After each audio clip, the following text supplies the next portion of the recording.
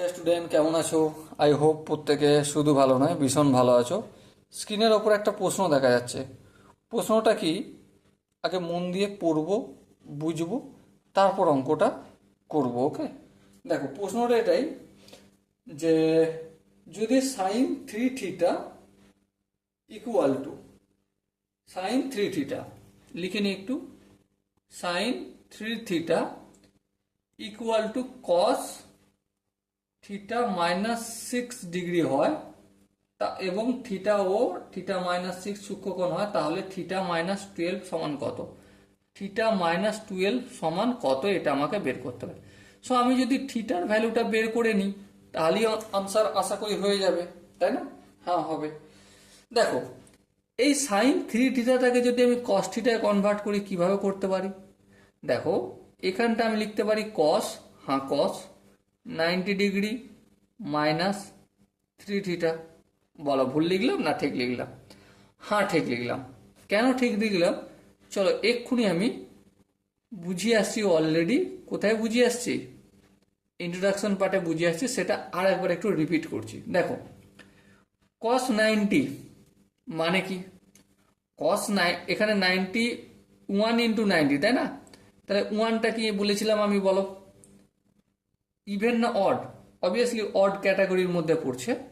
যদি অড ক্যাটাগরির মধ্যে পড়ে তাহলে এটা কি কসটা কস থাকবে না, কি হয়ে যাবে? সাইন হয়ে যাবে। হ্যাঁ, এবার দেখো এই যে চারটে বক্স আছে, এখানে অল প্লাস, এখানে শুধু সাইন, এখানে ট্যান, এখানে কস, তাই তো? হ্যাঁ, এবারে 90 degree minus theta three theta মানে কোন জায়গায় পড়ছে? ফার্স্ট কোয়াড্রেন্টে পড়ছে।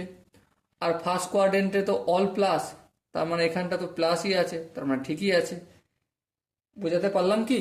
যদি এখনো বুঝতে অসুবিধা থাকে বা ডাউট থাকে, কনফিউশন থাকে, তাহলে আমি পার্সোনালি রিকমেন্ড করব যে আমার যে ইন্ট্রোডাকশন পার্ট আছে পুরো কোণের ত্রিকোণমিতিক অনুপাত, সেটা একটু ভালো করে দেখার কথা বলবো।